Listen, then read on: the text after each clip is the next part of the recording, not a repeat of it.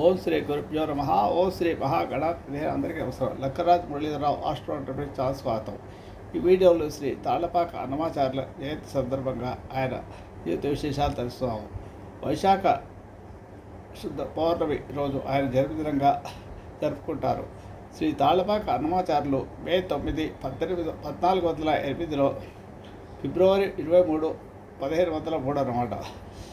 తెలుగు సాహితీ చరిత్రలో లభించిన ఆధారాల ప్రకారం కోనేరు వారి సంవత్సరంలో ఆంధ్రప్రదేశ్ రాష్ట్రంలోని కడప జిల్లాలోని తాళ్లపాక గ్రామంలో జన్మించారు. మొదటి వాగ్దేయకారుడు. సాధారణ భాషలో గేయాలు కూర్చేవారన్నమాట. అన్నమయ్యకు పదకవిత పితామహుడు అని బిరుదు కూడా ఉంది. దక్షిణ పథంలో భజన సాంప్రదాయానికి పదకవిత శైలికి ఆద్యుడు. గొప్ప వైష్ణవ భక్తుడు. తిరుమల శ్రీ వెంకటేశ్వర స్వామిని, అహోబిలములోని నరసింహస్వామిని, ఇతర వైష్ణవ సంప్రదాయ దేవతలను కీర్తిస్తూ 32,000కు పైగా కీర్తనలు రచించాడు. అన్నమయ్య పాటలు, పదాలు, పద్యాల్లో భక్తి, సాహిత్యం, సంగీతం, శృంగారం, భావలాలిత్యం పెనవేసుకొని ఉంటాయి.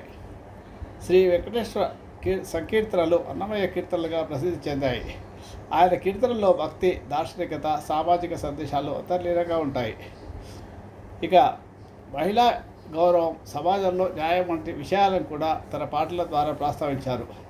అన్నమయ్య తండ్రి అయిన నారాయణ సూరి గొప్ప కవి, పండితుడు, సకల విద్యా దురంధరుడుగా ప్రసిద్ధికెక్కాడు. అయితే నారాయణ సూరి ధర్మపత్ని లక్కమాంబ మహాభక్తురాలు, మధురంగా పాడుతుంది. ఆ దంపతులు తిరుపతిని దర్శించుకొని ధ్వజస్తంభం ఎదురుగా సాష్టాంగ ప్రమాణం ఆచరించినప్పుడు ఒక దివ్యమైన కాంతి లక్కమాంబ గర్భంలో ప్రవేశించిందని కథ ఉంది. కొండలయ్య తాను ధరించే బిరుదు గజ్జలయ్య ముప్పిడి కటరాన్ని వారికి అందజేశాడట. అలా పుట్టిన శిశువే అన్నమయ్య. లక్కమాంబ గర్భవతి అయింది. వైశాఖ మాసం విశాఖ నక్షత్రంలో ఒక శుభలగ్నంలో 3 గ్రహాలు ఉన్నత దశలో 3 గ్రహాలు ఉచ్చస్థితిలో ఉన్న సమయంలో నారాయణ సూరి లక్కమాంబలకు నందకాంశమున పుత్రోదయం అయింది. మగ శిశువు ఉదయించాడు. సర్వదారి సంవత్సరం వైశాఖ శుద్ధ పౌర్ణమి నాడు అనగా మే 9, 1408 కడప జిల్లాలోని రాజంపేట మండలంలోని తాళ్లపాక గ్రామంలో అన్నమయ్య జన్మించాడని ఉంది. బాల్యంలోనే తత్వచింతనలో లోనయ్యారు. 8వ ఏట అన్నమయ్యకు ఆయన గురువు మనవిష్ణు దీక్షను ఇచ్చాడు. అన్నమాచార్య నామం స్థిరపడింది. నారాయణ సూరి ఆ శిశువులకు అగముక్తంగా జాతకకర్మ కూడా చేశాడు. అన్నం బ్రహ్మేది యజనాత్ అనే శృతి ప్రకారం నారాయణ సూరి పరబ్రహ్మ వాచకంగా తన పుత్రకు అన్నమయ్య అని నామకరణం చేశాడు. అన్నమయ్యకు అన్నమయ్యం గారు, అన్నమాచార్యులు, అన్నయ్య గారు, అన్నయ్యార్య, కోరేటి అన్నమయ్యం గారు అనే నామాంతరాలు తాళ్లపాక సాహిత్యంలోనూ శాస్త్రాల్లోనూ మనకు కనిపిస్తాయి. అన్నమయ్య బోసి నవ్వులు ఒలకబోస్తూ నలుగురిని మురిపించేవాడు. చిన్నతనంలో మాటికి వెంకటప్పకు జ్యోతలు పెట్టేవాడు. ఏడుకొండల వాడైన శ్రీనివాసుడికి మొక్కమని చెప్తేనే మొక్కేవాడు. వెంకటపతి మీద జోలపాడందే నిద్రపోయేవాడు కాదు. లక్కమాంబ భక్తి గీతాలు పాడుతుంటే పరవశించిపోయేవాడు. నారాయణ సూరి కావ్యాల్లో అర్థాలు వివరిస్తుంటే తాను కొట్టేవాడు. ఇలా అన్నమయ్య శిశుప్రాయం నుండి వెంకటపతి మీద ధ్యానంతో పొద్దులు గడిపేవాడు. అన్నమయ్యకు 5 సంవత్సరాల వయస్సులో నారాయణ సూరి ఆర్యుల సమ్మతి ప్రకారం ఉపనయనం చేయిస్తారు తల్లిదండ్రులు. ఒకనాడు 8వ ఏట ఎవరికి చెప్పకుండా అన్నమయ్య కాలినడకన తిరుపతి బయలుదేరతాడు. సంప్రదాయం తెలియక తిరుమల కొండను చెప్పులతో కొండనెక్కుచుండగా అలసిపోయి ఒక వెదురు పొదలో నిద్రపోతాడు. ఆ సమయంలో ఆయన కలలో అలివేలి మంకమ్మ దర్శనమిచ్చి పరమాన్నాన్ని ప్రసాదించి పాదరక్షలు లేకుండా కొండను ఎక్కమని చెప్తుంది. అప్పుడు పరవశించి అలివేలి మంగను కీర్తిస్తూ అన్నమయ్య శ్రీ వెంకటేశ్వర శతకము గానం చేసి రచిస్తాడు. తిరుపతిలోని శ్రీ వెంకటేశ్వరుని దర్శనం తర్వాత ఆయన జీవితం అంతా ఆ స్వామి భక్తికి అంకితం చేయాలని గట్టిగా నిర్ణయించుకుంటాడు. తిరుమలలో మన విష్ణువు అనే మునిస్వామి అన్నమయ్యను చేరదీసి అతనికి భగవతాజ్ఞను తెలిపి శంఖచక్రాధికములతో శ్రీవైష్ణవ సంప్రదాయ సారంగా పంచ సంస్కారములు నిర్వహిస్తాడు. గురువుల వద్ద వైష్ణవ తత్వాలను తెలుసుకుంటూ అల్వార్ల దివ్య ప్రబంధాలను అధ్యయనం చేస్తూ వెంకటేశ్వరుడి కీర్తనలు గానం చేస్తూ తిరుమలలోనే అన్నమయ్య జీవితం గడపాలని అనుకుంటాడు. అన్నమయ్య ఎటు వెళ్ళాడో తెలియక ఆందోళన చెందుతున్న తల్లిదండ్రులు ఎక్కడున్నాడని వెతుకుతున్న సమయంలో తిరుమలకు వెళ్ళి వచ్చిన భక్తులు కొందరు తెలిపిన సమాచారం ప్రకారం అన్నమయ్యను తిరుమలలో చూశామని వారు చెప్తారు.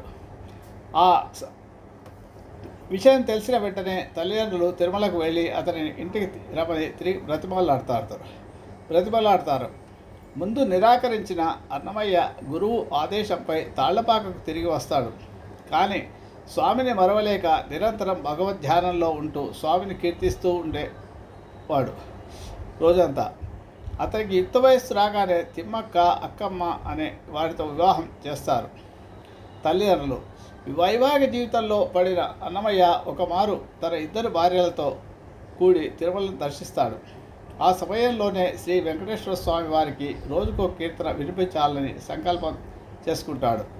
అప్పటి నుండి అన్నమయ్య కోకొల్లుగా కీర్తనలు గానం చేస్తుంటే ఆయన దేవేరీలు వాటిని రచించి పెడతారు.